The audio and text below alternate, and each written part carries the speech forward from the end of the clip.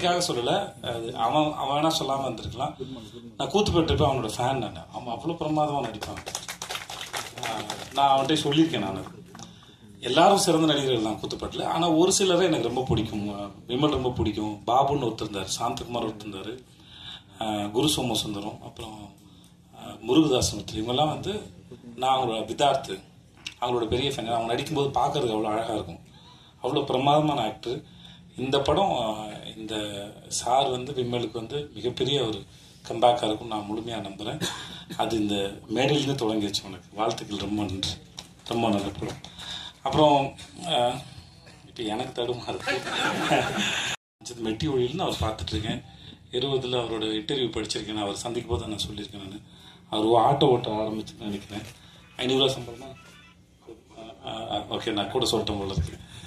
So அப்போதுலேருந்து பார்த்துருக்கேன். நான் என்கிட்ட அவர் பிடிச்சது என்னென்னா, அந்த மனுஷன் ஒரு சர்வைவல் ஆஃப் த ஃபிட்டஸ்ட் மாதிரி.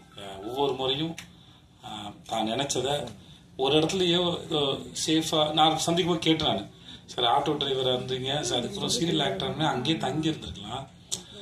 தன்னோட பவுண்டரிஸ் வந்து புஷ் பண்ணிட்டே போயிட்டே இருக்காரு, முன்னாடி போயிட்டே இருக்காரு.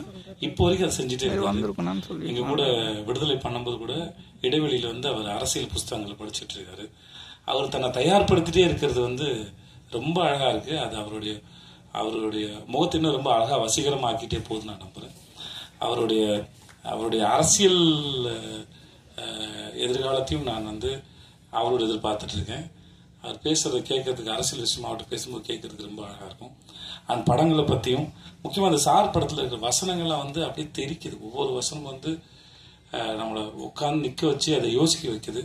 வசனம் ரொம்ப பிரமாதமாக. நான் படம் பார்த்துட்டு எனக்கு படம் போட்டு காமிச்சாங்க. படத்தில் நடித்த அத்தனை பேர் ரொம்ப பிரமாதமாக இருந்தாங்க. சார் நீங்கள் ரொம்ப நல்லா இருந்தீங்க சார். அப்புறம் உங்களுக்கு சார் பெரிய மனுஷன் மாதிரி நடந்து போங்க சார்.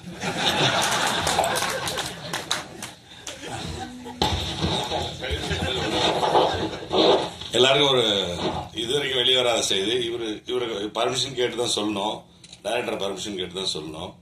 ஆனாலும் நான் சொல்றேன். ஏன்னா இப்ப இவரு விளையாட்டா சொன்னதுனால இவருக்கு அப்பாவா ஒரு படம் நடிக்க போறேன், அதனாலதான் நான் வந்து பெரிய மனுஷன் தரமா நடிக்க சொல்றாரு அப்படின்னு நினைக்கிறேன்.